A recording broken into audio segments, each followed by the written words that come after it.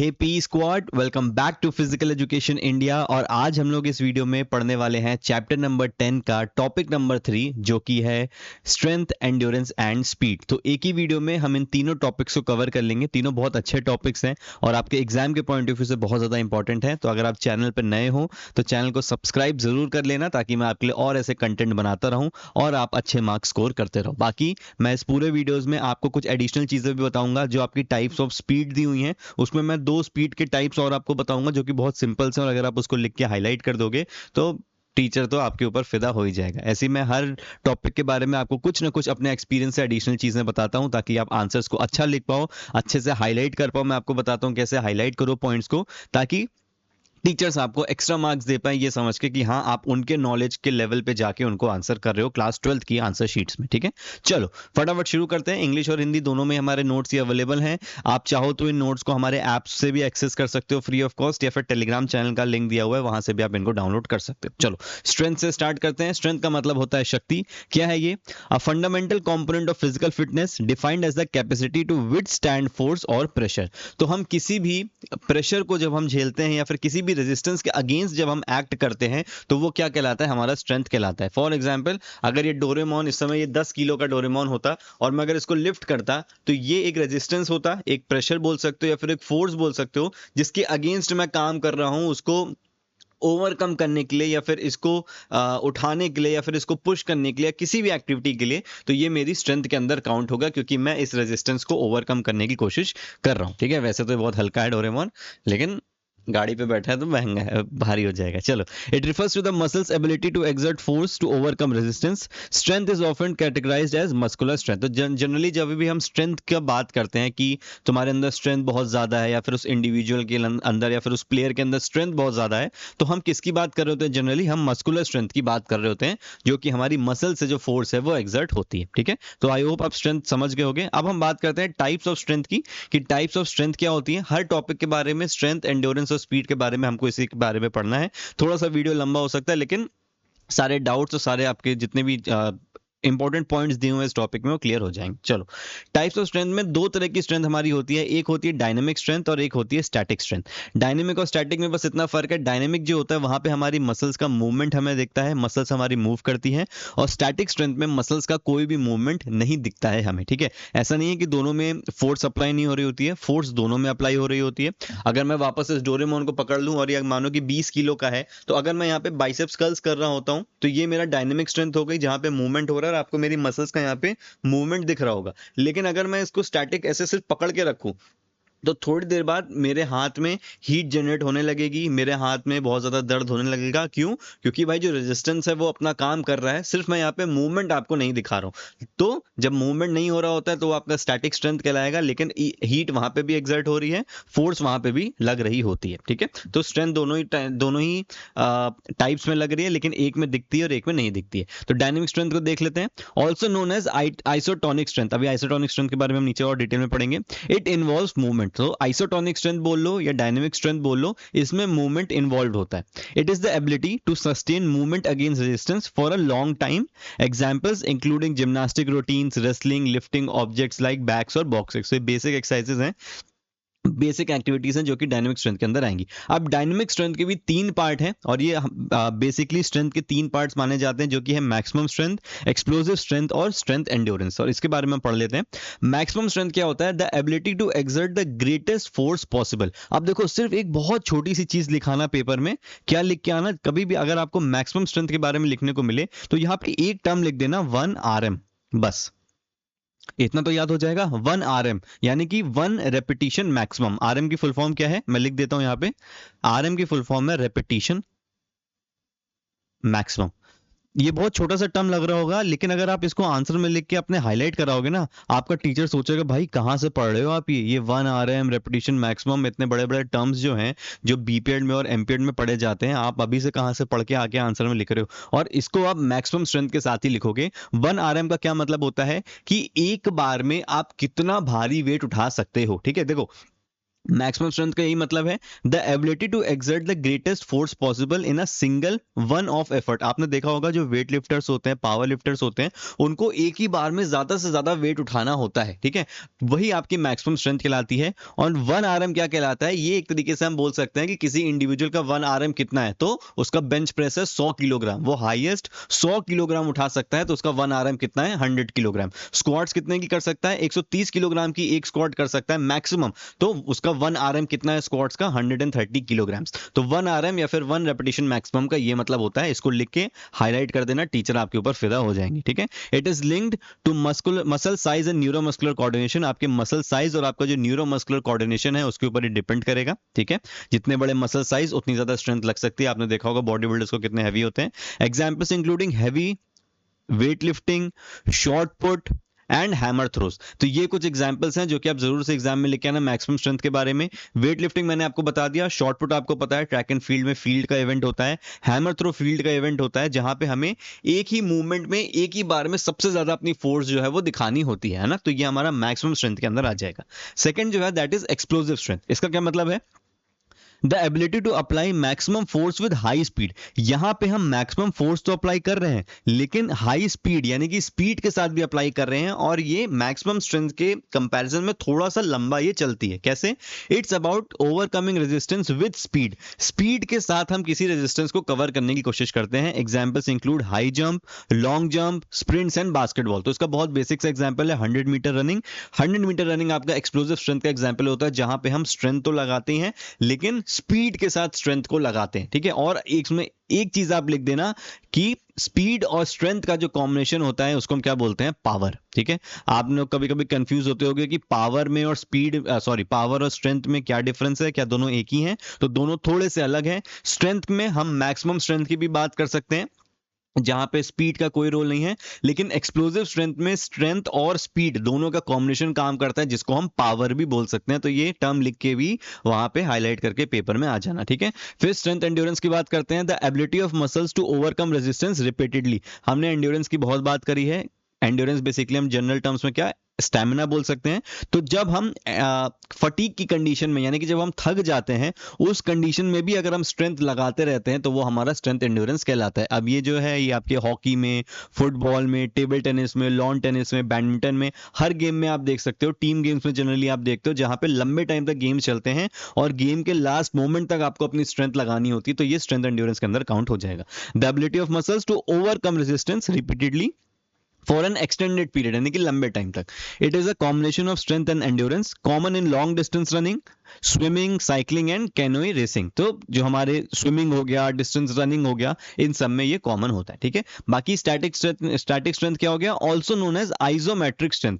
Isometric में iso का क्या मतलब होता है, सेम, और मेट्रिक का मतलब होता है लेंथ। तो सेम लेंथ यानी कि जो मैंने आपको एग्जांपल बताया था कि जब मसल्स का कोई मूवमेंट नहीं होता, जैसे कि जिसमें हम एग्जांपल्स कुछ ले सकते हैं, प्लैंक। आप सबने प्लैंक किए होंगे अपने एब्डोमेन्स के लिए, एब्डोमिनल मसल्स के लिए। तो वहां पे आप क्या करते हो, एक ही पोजीशन में होल्ड करते हो खुद को, तो वो क्या हो गया हमारा स्टैटिक स्ट्रेंथ या फिर आइसोमेट्रिक का एग्जांपल हो गया। उसी तरीके से हम क्या करते हैं, वॉल सिट वाला एक्सरसाइज करते हैं जो स्क्वाट्स पोजीशन में हम बैठ जाते हैं, है ना, 90 डिग्रीज लेग को करके, वो भी क्या हम बॉडी को होल्ड कर रहे हैं। जो लोग हैंड स्टैंड कर लेते हैं वो हाथ हैंड स्टैंड करके रुके रहते हैं। तो ये सब क्या है, ये सब आइसोमेट्रिक एक्सरसाइजेस होती हैं, ठीक है। चलो थोड़ा सा और डिटेल में देखते हैं इनको।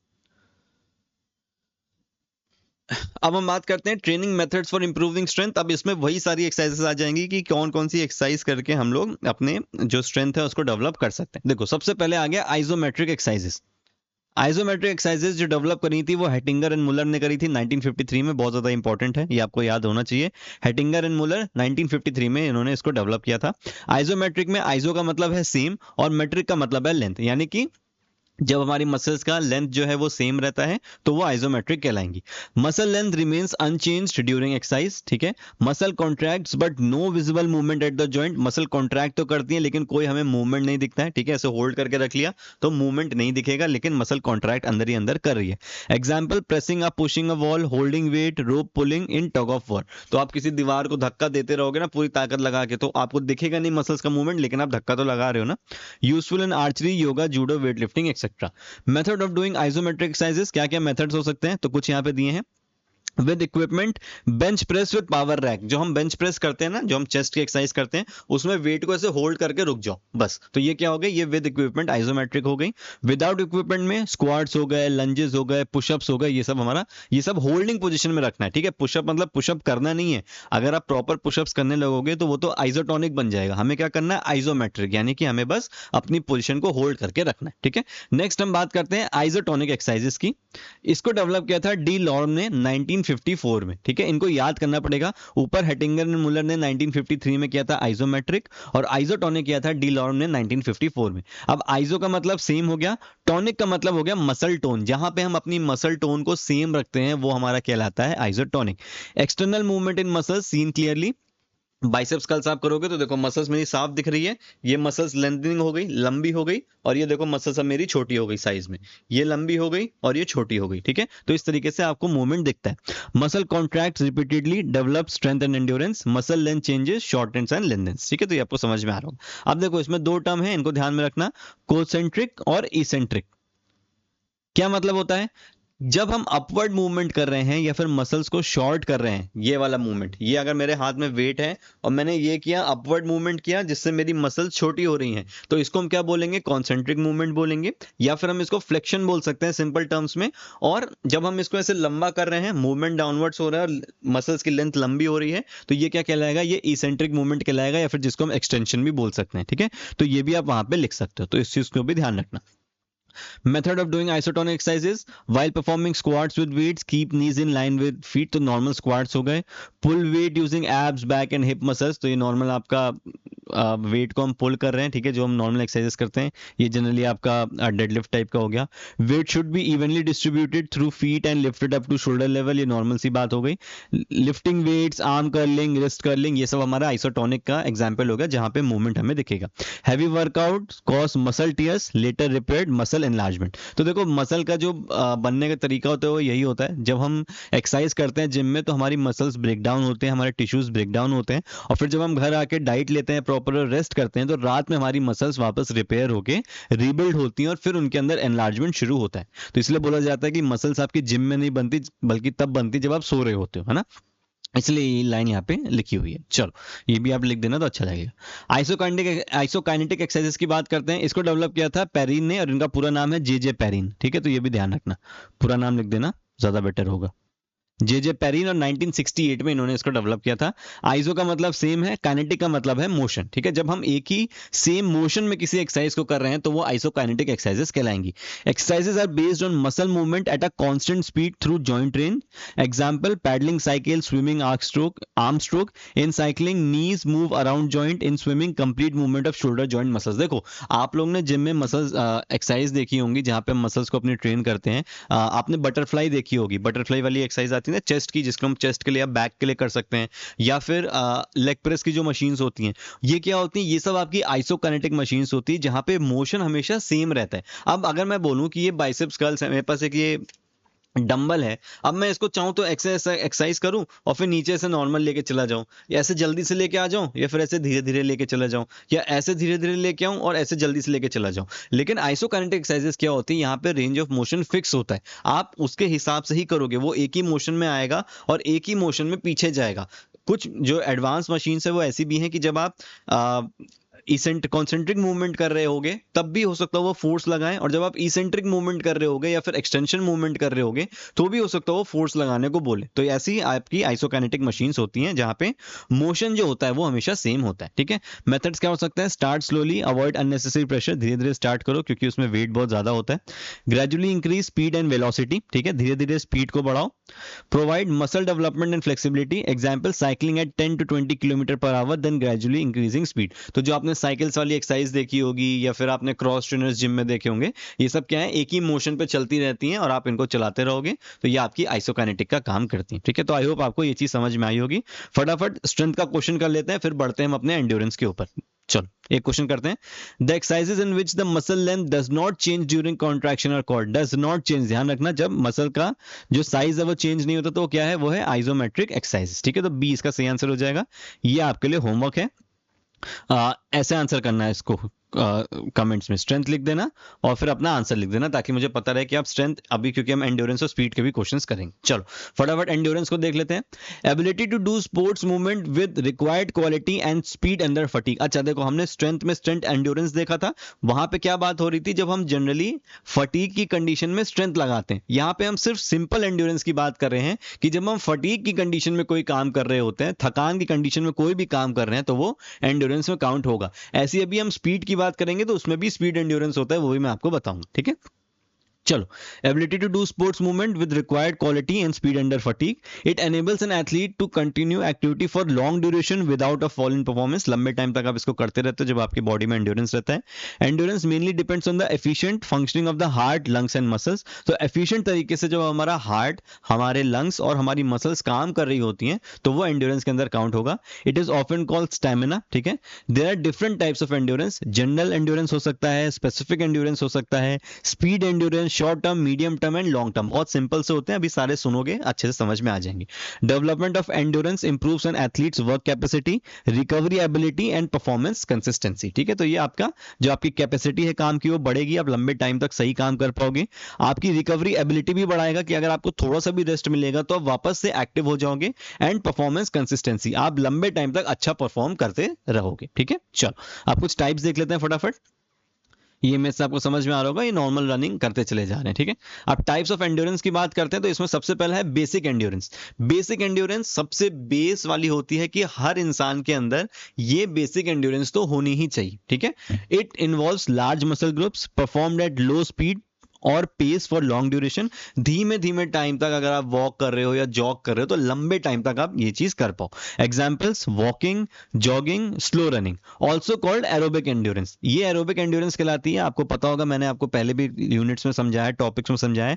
एरोबिक का मतलब होता है जहां पे हम अपनी बॉडी में एनर्जी प्रोड्यूस करने के लिए ऑक्सीजन की मदद लेते हैं। तो किसी भी एक्टिविटी को जब हम लंबे टाइम तक कर रहे हैं तो हमारी बॉडी में इतना स्टोर्ड एनर्जी नहीं होती है कि सिर्फ हम उसकी मदद से उस एनर्जी को, उस काम को कर पाए। इसीलिए ये जो बेसिक एंड्योरेंस है जो लंबे टाइम तक हो रही है, ये एरोबिक एंड्योरेंस इसलिए कहला रही है क्योंकि इसको करने के लिए हमें ऑक्सीजन की जरूरत पड़ती है और इसीलिए एरोबिक के अंदर ये चला जाएगा। फिर नेक्स्ट है general endurance. Ability of body to tolerate fatigue caused by different activities developed through general exercise improves performance in all sports. अब यहाँ पे जनरल एंड्योरेंस में क्या है कि आप अलग अलग एक्सरसाइजेस की मदद से आप इस जनरल एंड्योरेंस को डेवलप करते हो और ये हर गेम के अंदर काम आती है। बेसिक वाली बेसिक हो गई कि हर नॉर्मल ह्यूमन बीइंग के अंदर होनी चाहिए। जनरल वाली थोड़ी सी आपकी स्पोर्ट्स से रिलेटेड हो जाती है, जहां पे आपको किसी एक्टिविटी को करते टाइम आपके अंदर एनर्जी रहनी चाहिए या फिर एंड्योरेंस रहना चाहिए। और थर्ड वाली है स्पेसिफिक एंड्योरेंस। ये भी नाम समझ में आ रही होगी। जब हम किसी पर्टिकुलर गेम की बात करते हैं, जैसे कि मैराथन वाला कोई रनर है तो उसकी एंड्योरेंस का लेवल अलग होगा। कोई 10,000 मीटर का है या 5,000 मीटर का है, उनकी एंड्योरेंस का लेवल अलग होगा, ठीक है। कोई रैकेट गेम का है, कोई हॉकी का है, फुटबॉल का है, उनका एंड्योरेंस का लेवल और उसकी ट्रेनिंग अलग होगी। तो स्पेसिफिक एंड्योरेंस में हम लोग स्पेसिफिक गेम की बात करना शुरू कर देते हैं। ये किसके बेसिस पे था? ये नेचर ऑफ एक्टिविटी के बेस पे था कि एक्टिविटी हमारी किस प्रकार की है। अब हम बात करते हैं बेसिस ऑफ ड्यूरेशन के बेस पे कि एक्टिविटी को हम कितना लंबा कर रहे हैं, उसके हिसाब से एंड्योरेंस को कैसे डिवाइड कर सकते हैं। नाम से समझ में आ जाएगा। सबसे पहला speed endurance, resist fatigue in activities lasting up to 45 seconds, ठीक है। स्पीड एंड्योरेंस समझ में आ रहा है कि स्पीड भी इन्वॉल्व है और एंड्योरेंस भी इन्वॉल्व है, यानी कि ताकत लगा के भागना है, स्पीड चाहिए, गति चाहिए हमें, और साथ में गति के साथ साथ हमें थोड़ा सा एंड्योरेंस को भी मेंटेन करना है। तो ये वो एक्टिविटीज हैं जो कि 45 सेकंड तक हमारी चलती हैं और 400 मीटर स्प्रिंट इसका एक एग्जांपल है। इसमें 100 मीटर एग्जाम्पल क्यों नहीं है? क्योंकि 100 मीटर हमारा किस में चला जाता है, याद रखना। हमने अभी स्ट्रेंथ का पढ़ा था, तो स्ट्रेंथ पे हमने एक सेकंड टाइप पढ़ा था। क्या पढ़ा था याद है? मैक्सिमम स्ट्रेंथ और स्पीड, मैक्सिमम स्ट्रेंथ और स्ट्रेंथ एंड्योरेंस के बीच में हमने क्या पढ़ा था? Explosive strength. तो 100 मीटर हमारा एक्सप्लोसिव स्ट्रेंथ में चला जाता है, वहां पे एंड्योरेंस की कोई जरूरत नहीं है, पूरी जान लगा के खत्म करो। यहाँ पे स्पीड एंड्योरेंस में हम 45 सेकंड तक जा रहे हैं क्योंकि हमें थोड़ा सा स्टैमिना भी चाहिए, क्योंकि हमें लंबा डिस्टेंस कवर करना है, ठीक है। Depends on power and energy production. फिर है शॉर्ट टर्म एंड्योरेंस, ये थोड़ा सा ज्यादा लंबा हो जाएगा, 45 सेकंड से 2 मिनट तक, 800 मीटर रेस इसका एग्जांपल है। फिर मीडियम टर्म, शॉर्ट टर्म से थोड़ा सा ऊपर निकल गए, 2 से 11 मिनट की एक्सरसाइजेस या फिर एक्टिविटीज। और लॉन्ग टर्म एंड्योरेंस में आपका 11 मिनट से जब ऊपर चले जाते हैं तो वो हमारा लॉन्ग टर्म एंड्योरेंस में काउंट करता है। तो ये चारों आपको पता होने चाहिए, इनको ध्यान में रखना। मैं इनको कर देता हूं कलर, ठीक है। Speed endurance, short term endurance, medium term और लॉन्ग टर्म। ठीक है, ये आपको नाम से बड़े आराम से याद हो जाएंगे। चलो अब बात करते हैं training methods for endurance development. हम अपने एंड्योरेंस को डेवलप कैसे कर सकते हैं, उस चीज की फटाफट बात करते हैं। तो देखो, सबसे पहला जो मेथड है दैट इज कंटिन्यूअस ट्रेनिंग। अब ये भी आपको नाम से समझ में आ रहा होगा कंटिन्यूअस ट्रेनिंग। हम अपनी ट्रेनिंग को कंटिन्यू करते जा रहे हैं, करते जा रहे हैं, करते जा रहे हैं, बस इसका यही मतलब है और कुछ इसका मतलब नहीं है। डेवलप किसने किया था, ये इंपॉर्टेंट है, डॉक्टर वैन आकिन ने इसको किया था। ठीक है, involves continuous exercise without pause. इसमें हम किसी तरह का पॉज नहीं लेते हैं, अपनी एक्टिविटी को करते रहते हैं, करते रहते हैं। आपने देखा होगा कोई 10 मिनट से रनिंग किया जा रहा है, 20 मिनट, 30 मिनट, 40 मिनट, 50 मिनट से रनिंग किया जा रहा है, किया जा रहा है, वो क्या है, वो कंटिन्यूअस ट्रेनिंग है। कोई दिमाग नहीं लगाना, बस एक ही पेस पे भागते रहो, भागते रहो, भागते रहो। ठीक है, क्या इंप्रूव करता है, fitness, endurance, fat burning, muscle building, aerobic potential, ये सब चीजें डेवलप करता है। ठीक है, टाइप्स ऑफ कंटिन्यूअस ट्रेनिंग में भी टाइप्स होते हैं। सबसे पहला आपका हो गया स्लो कंटिन्यूअस मेथड, जहां पे हम धीमे धीमे भागते रहते हैं। लो इंटेंसिटी होती है, ज्यादा बाहर कुछ ज्यादा टेंशन नहीं, हल्की इंटेंसिटी में भागते रहो। हार्ट रेट हमारा 140 से 160 बीट्स पर मिनट पे स्टेबल रहता है। ठीक है, example 10 kilometre run at a steady pace, 10 kilometre running करनी है और धीमे धीमे करते रहना है। ठीक है, good for long distance runners. फिर आता है फास्ट कंटिन्यूअस मेथड, जहां पे वो था स्लो कंटिन्यूअस कि धीमे धीमे भागना था, फास्ट कंटिन्यूअस में हमें तेज भागना है। हाई इंटेंसिटी लेस ड्यूरेशन, यहाँ पे अब क्योंकि इंटेंसिटी ज्यादा हो गई तो आपको ड्यूरेशन कम करना पड़ेगा, क्योंकि दोनों चीजें पॉसिबल नहीं है भाई। ये चीज पॉसिबल नहीं है कि आप 1 किलोमीटर तक यूसेन बोल्ट की स्पीड से भागते रहो, ऐसा नहीं होता है। अगर आपको यूसेन बोल्ट की स्पीड से भागना है तो आपको ड्यूरेशन अपना 100 मीटर या 200 मीटर लाना पड़ेगा। या अगर आपको मैराथन भागना है तो आपको एकदम स्लो पेस पे मैराथन जैसी रनिंग धीमे धीमे करनी पड़ेगी। ठीक है, इसलिए फास्ट कंटिन्यूअस में इंटेंसिटी हाई हुई तो ड्यूरेशन लो हो गया। हार्ट रेट आपका थोड़ा सा तेज चला जाएगा क्योंकि आपने इंटेंसिटी बढ़ा दिया, हार्ट आपका तेजी से ब्लड सप्लाई करना, जो आपका कार्डियक आउटपुट है वो तेजी से करना शुरू करेगा। ठीक है, for well trained athletes improve VO2 capacity. VO2 capacity या VO2 मैक्स हमने देखा था क्या होता है, हमारी एक लिमिट होती है कि कितना ऑक्सीजन हम यूज कर सकते हैं ड्यूरिंग एक्सरसाइज अपनी एनर्जी को प्रोड्यूस करने के लिए। ठीक है, फिर है वेरिएबल पेस मेथड, इसमें हम फास्ट और स्लो का कॉम्बिनेशन रखते हैं। ठीक है, वेरिएबल पेस से नाम समझ में आ रहा होगा, हार्ट रेट 140 से 180 15 से 60 मिनट तक की होती है। यूज इन साइकिलिंग, गेम्स या फिर जॉगिंग में इसको यूज करते हैं। एडवांटेज देखो क्या क्या होता है इसका, increase efficiency of heart and lungs, heart और लंग्स को बेटर बनाते हैं। Builds muscle mass and endurance, know heavy equipment required, improves discipline and self confidence. ठीक है, डिसएडवांटेज क्या है, does not improve anaerobic fitness. ये एनारोबिक फिटनेस इंप्रूव नहीं करता है क्योंकि हम जनरली जो फोकस कर रहे हैं वो हमारा अपने एंड्योरेंस के ऊपर हम फोकस कर रहे हैं, वो भी लॉन्ग टर्म। ठीक है, क्योंकि हम लंबे टाइम तक एक्सरसाइज करें। ऐसा नहीं है कि नहीं ट्रेन होता है, ट्रेन होता है थोड़ा बहुत, लेकिन बहुत ज्यादा ट्रेन नहीं होता है। ठीक है, बहुत ही कम परसेंट, ना के बराबर। Difficult to continue when fatigue, जब आप थक जाते हो तो फिर कंटिन्यू करना मुश्किल होता है। ठीक है, नेक्स्ट हम बात करते हैं इंटरवल ट्रेनिंग की। अब इंटरवल ट्रेनिंग क्या होती है, इसको दिया था वॉल्डमर एंड गार्सलर ने 1939 में। ठीक है, ये आपकी स्पीड और एंड्योरेंस दोनों ही डेवलप करता है। Alternating periods of work and recovery, ठीक है, mainly trains the heart, heart को ट्रेन करने में मदद करता है। Involves alternating fast and slow exercises with recovery. ठीक है, अब देखो एक चीज इससे याद कर लो, इंटरवल ट्रेनिंग को आप बोल सकते हो इनकम्प्लीट रेस्ट। ठीक है, इंटरवल ट्रेनिंग जो होती है इसमें जो आपको रेस्ट मिलता है वो आपको इनकम्प्लीट मिलता है। यानी कि आप, जैसे कि आपने 400 मीटर रनिंग करी, 400 मीटर रनिंग करने के बाद आपके जो कोच है वो आपको पूरा टाइम नहीं देंगे कि आप एकदम रिलैक्स हो जाओ, 15 मिनट 20 मिनट आराम कर लो उसके बाद अगला 400 मीटर भगाएंगे, नहीं, वो आपको बहुत थोड़ा सा टाइम देंगे जहां पे आप की जो रिकवरी है, जो रेस्ट है, वो पूरा ना हो पाए, आपकी बॉडी पूरी रिलैक्स ना हो पाए, और थोड़े टाइम बाद वो दोबारा से आपको भगाना शुरू कर देंगे। फिर जैसे आप 400 मीटर कवर करके आओगे, थोड़ी देर बाद आपको फिर वो थोड़ा सा रेस्ट देंगे 1 मिनट का और फिर से भगा देंगे। तो ये क्या होता है, इंटरवल ट्रेनिंग होती है जहां पे इनकम्प्लीट रेस्ट दिया जाता है आपकी ट्रेनिंग के अंदर। ठीक है, इसीलिए इसमें फोकस किया जाता है वर्क एंड रिकवरी पे। ठीक है, फैक्टर्स क्या नोट करते हैं, डिस्टेंस ऑफ एक्सरसाइज हमने 400 मीटर ले लिया, स्पीड इंटेंसिटी देखो 10 से 20 किलोमीटर पर आवर ले ली, और रनिंग 25 से 30 किलोमीटर पर आवर ले ली। Duration of work and rest 3-3.5 minute work कर लिया और 1.5 मिनट रेस्ट दे दिया। देखो 3.5 मिनट तक आप रनिंग कर रहे हो और 1.5 मिनट आप रेस्ट ले रहे हो, तो ये रेशियो के हिसाब से आप इसमें चल रहे हो। फ्रीक्वेंसी, नंबर ऑफ रेपिटेशन पे फोकस होता है। हार्ट रेट आपका जॉगिंग में 70 से 140 और रनिंग में 180 से 200 बीट्स पर मिनट तक जा सकता है, क्योंकि आप भाई रेस्ट तो दे ही नहीं रहे हो अपने हार्ट को, है ना। तो इस तरीके से आप इसको कॉन्सेप्ट इसका समझ सकते हो। बाकी जो नंबर्स लिखे हैं अगर याद हो जाए तो सेम टू सेम लिख लेना, नहीं तो अपने हिसाब से भी आप इसको बना के लिख सकते हो। जरूरी नहीं है कि ऐसे ही हो, एज के हिसाब से और परफॉर्मेंस के हिसाब से थोड़ा थोड़ा ये चेंज होता है, ठीक है।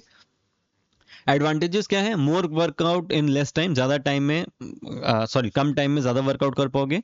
रेस्पिरेटरी और सर्कुलेटरी सिस्टम के लिए बहुत अच्छा होता है ये। प्रोग्रेस मेजर कर सकते हो, एथलेटिक परफॉर्मेंस जल्दी से इसमें इंप्रूव होती है। डिसएडवांटेज क्या है? देखो इंजरी के चांसेस है, क्योंकि आप रेस्ट प्रॉपर नहीं दे रहे हो। Can lead to heart diseases, और हार्ट डिसीजेस भी इससे आपके हो सकते हैं, ठीक है। नेक्स्ट बात करते हैं, दैट इज फार्टलेग ट्रेनिंग। अब फार्टलेग ट्रेनिंग क्या है? इंट्रोड्यूस्ड बाय ओ एस्ट्रैंड एंड गोस्टा होर्मर, ठीक है। ये थोड़ा सा नाम गलत लिखा है, ये गोस्टा होर्मर है, ठीक है। देखो फार्टलेग ट्रेनिंग का मतलब होता है स्पीड प्ले, ठीक है। फार्टलेग ट्रेनिंग में क्या होता है? जब हम स्पीड के साथ खिलवाड़ करते हैं। कैसे करते हैं?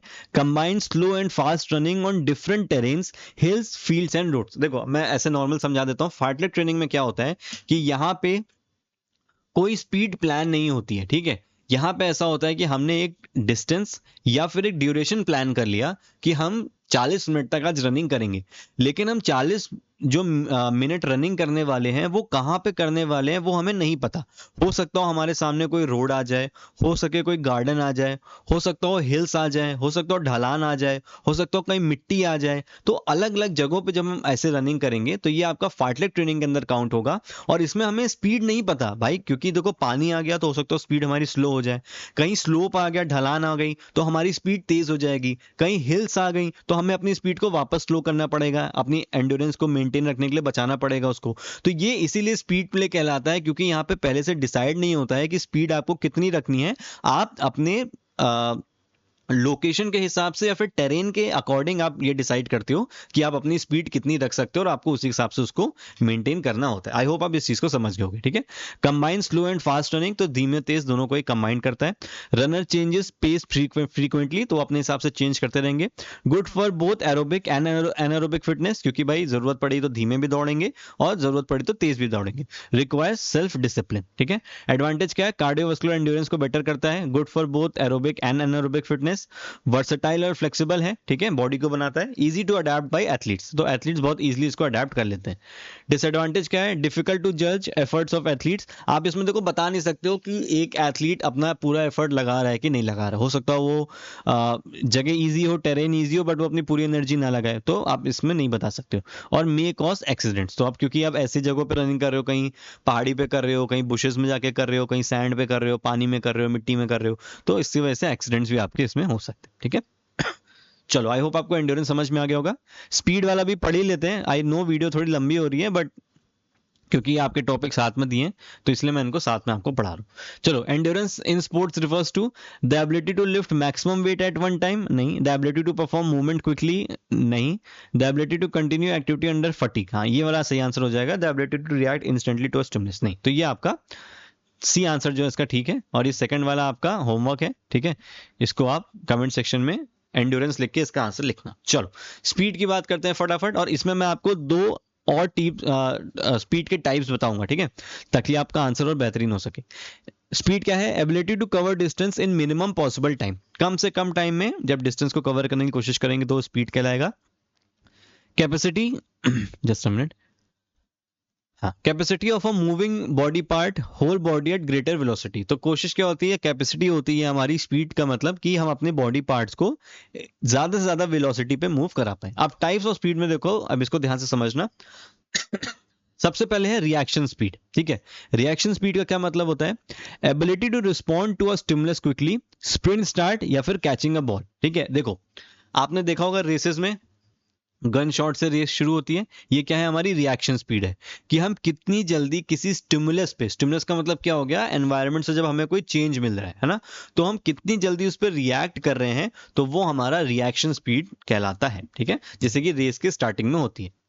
फिर इसके दो फॉर्म्स होते हैं, एक होता है सिंपल रिएक्शन स्पीड, एक होता है कॉम्प्लेक्स रिएक्शन स्पीड। सिंपल वाला क्या है, रिस्पॉन्स टू नोन सिग्नल्स। जब हमें पता होता है कि कोई रिस्पॉन्स हमें मिलने वाला है, जैसे कि रेस में गन शॉट, हम पहले से ही रेडी रहते हैं, ऑन योर मार्क्स सेट ढिशक्याओं, तो हम उस ढिशक्याओं के लिए रेडी हैं पहले से, है ना, क्योंकि हमें पता है। कॉम्प्लेक्स रिएक्शन स्पीड होता है रिस्पॉन्स टू अननोन सिग्नल्स, जैसे कि क्रिकेट में बॉल को फेस करना, ठीक है, या फिर फुटबॉल में कोई आपका ओपोनेंट आ रहा है उसको टैकल करना, टेबल टेनिस में बॉल का रिटर्न करना, क्योंकि आपको नहीं पता सामने वाला बॉल कहां मारेगा। तो ये कॉम्प्लेक्स रिएक्शन है जहां पे आपको नहीं पता होता स्टिमुलस कैसा कब और कहां पे आएगा। फिर सेकंड है movement speed, ability to do a single movement in minimum time, jumping, throwing, kicking, boxing, gymnastics, depends on techniques, explosive strength, flexibility and coordination। Movement speed का क्या मतलब होगा, सिंपल सा कि किसी एक सिंगल मूवमेंट को करने के लिए या फिर किसी सिंगल मूवमेंट को आप कितने कम से कम टाइम में कर रहे हो, ठीक है, कितने कम से कम टाइम में उसको कर रहे हो, वो आपका कहलाएगा मूवमेंट स्पीड। जैसे कि जैवलिन फेंकना है तो कितनी जल्दी आप उसको फेंक रहे हो, वो आपका मूवमेंट स्पीड कहलाएगा, क्योंकि सिंगल मूवमेंट में हमें उसको फेंक देना, ठीक है।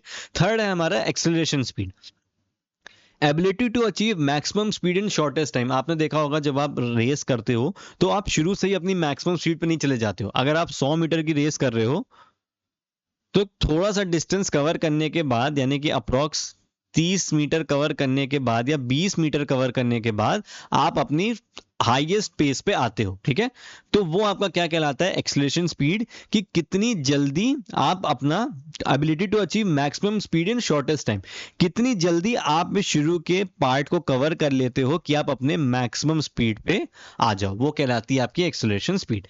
Depends on explosive strength, frequency of movement and technique, important in swimming, hockey, football, gymnastics, ये तो हर गेम में इंपॉर्टेंट रहता है, ठीक है। तो ये आपकी एक्सेलरेशन स्पीड है कि आप अपने मैक्सिमम स्पीड को कितनी जल्दी अचीव कर लेते हो। अब देखो, अब मैं इसमें आपको दो टाइप्स और बताता हूं जिसको आप आराम से पेपर में लिख के आना। एक आपका इसके बाद आएगा, that is locomotor, locomotor speed आप इसको बोल सकते हो, या लोकोमोशन स्पीड भी बोल सकते हो। ये क्या होता है, हमने देखो एक्सेलरेशन स्पीड समझ लिया कि हम कितनी जल्दी अपनी मैक्सिमम स्पीड तक पहुंच रहे हैं।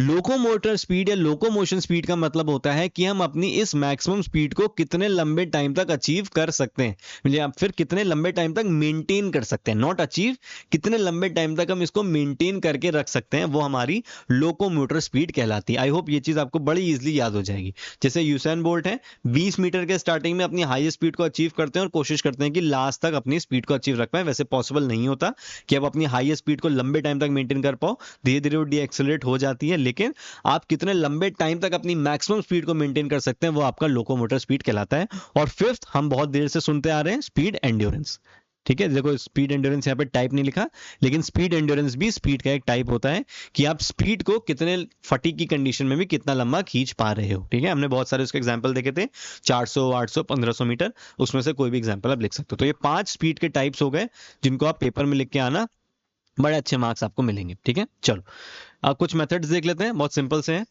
सबसे पहला एक्सेलरेशन रन। एक्सेलरेशन एबिलिटी हमने देखी थी कि हम कितनी जल्दी अपनी हाईएस्ट स्पीड को अचीव कर लेते हैं। Improves explosive strength, technique, flexibility and movement frequency, helps attain maximum speed quickly, ठीक है। कितनी जल्दी हम मैक्सिमम स्पीड को अचीव कर लेते हैं, वो एक्सेलरेशन रन हमको उसमें मदद करती है। प्रोसीजर क्या है, पहले वार्म अप करो। Sprinter run specific distance from stationary start. Stationary start क्या होता है, जो हमारी स्टार्टिंग हो जाती है, जो नॉर्मल पोजीशन होती है, गेट सेट गो वाली। Reaching maximum speed as soon as possible. तो बेसिकली इसमें आपको करना क्या है एक्सेलरेशन रन में, कि आपको अपनी स्टेशनरी पोजीशन पे रहना है, रेडी पोजीशन में, और जैसे ही आपको कमांड मिलेगी आपको कोशिश करना है कि जल्दी से जल्दी आप अपनी मैक्सिमम स्पीड में पहुंच जाओ। यही आपका एक्सेलरेशन रन कहलाएगा। 6 से 12 बार आप इसको कर सकते हो, ठीक है, और बीच में आप रेस्ट करोगे ताकि पूरा एफर्ट आप उसमें दे पाओ। Maximum speed should be reached with in 5 to 6 seconds after start. तो ये फोकस रहता है कि आपकी जो मैक्सिमम स्पीड है वो 5 से 6 सेकेंड्स में अचीव हो जानी चाहिए, ठीक है। चल फिर है pace run, running whole race distance at constant uniform speed, used for 800 metre and above, ठीक है। ये ध्यान रखना कि पेस रन जो है वो 800 मीटर और उसके ऊपर की जो रनिंग होती है डिस्टेंस में, उसमें यूज होती है।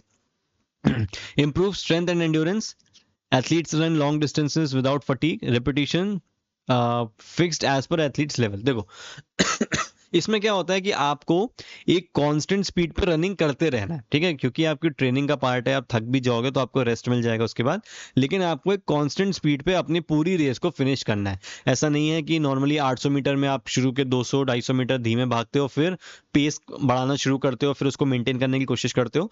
यहाँ पे आपको अगर 800 मीटर भाग रहे हो तो 800 मीटर में पूरी जान आपको लगा देनी, क्योंकि ये आपकी ट्रेनिंग चल रही है, ठीक है। रेपिटेशन जो होते हैं वो फिक्स होते हैं कि आपको 800 मीटर इंटू कितनी बार करना है, 4 बार, 5 बार, 6 बार, तो ये डिपेंड करता है एथलीट के लेवल पे। फिर पेस रन के मेथड्स क्या होते हैं, यूजफुल फॉर लॉन्ग रेसेस, लंबी रेसेस के लिए अच्छे होते हैं ये। Runner conserves energy by adjusting pace, example in 900 metre race best time, ये 900 नहीं है, 800 होगा ना, ये 800 होगा। जैसे एग्जांपल दिया कि 800 मीटर रेस है जिसमें 1 मिनट 50 सेकंड अगर बेस्ट टाइम है, तो पहले के 450 मीटर आप 54 सेकंड्स में करो, और नेक्स्ट, ये 450 क्यों दिया हुआ है, चलो एग्जाम्पल लिया तो एग्जाम्पल के तौर पे ले लेते हैं कि 450 पहले 54 में और फिर अगला 450 56 सेकंड्स में आपको इसको कंप्लीट करना है। इसको हम क्या बोलते हैं, पेस रन हम इसको बोलते हैं, ठीक है। चलो हो गया, इतने ही थे बस। चलो, आई होप आपको ये पूरा तीनों टॉपिक्स अच्छे से समझ में आए होंगे। थोड़ा सा वीडियो लंबा हो गया बट आई थिंक आप इसको समझ जाओगे। क्वेश्चन कर लेते हैं। Acceleration speed mainly depends upon which of the following factors, strength and balance, explosive strength, frequency of movement and technique, flexibility and endurance, speed and agility. Acceleration run, तो ये depend करेगा हमारा एक्सप्लोसिव स्ट्रेंथ पे, frequency पे और technique पे, ठीक है। तो बी आंसर इसका आपका ठीक हो जाएगा, और ये वाला आपका होमवर्क है, ठीक है। इसको आप कमेंट सेक्शन में इसका आंसर लिख सकते हो। चलो, आई होप आपको टॉपिक क्लियर होंगे ये सारे। जल्दी मिलेंगे अगले वीडियो के साथ। चैनल पे अगर नए हो या फिर अभी तक सब्सक्राइब नहीं किया तो सब्सक्राइब कर दो यार, अब तो कर दो, हो गया अब कर दो, और जल्दी मिलेंगे अगले वीडियो के साथ।